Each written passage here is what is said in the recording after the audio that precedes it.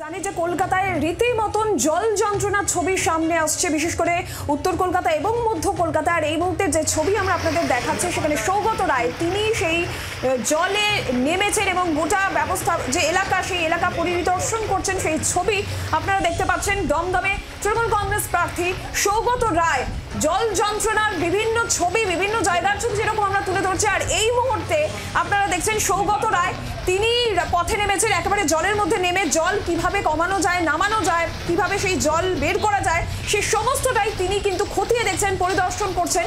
সেই ছবি দেখছেন আপনারা। আর কি বলেছেন সৌগত রায় শোনাবো আপনাদের।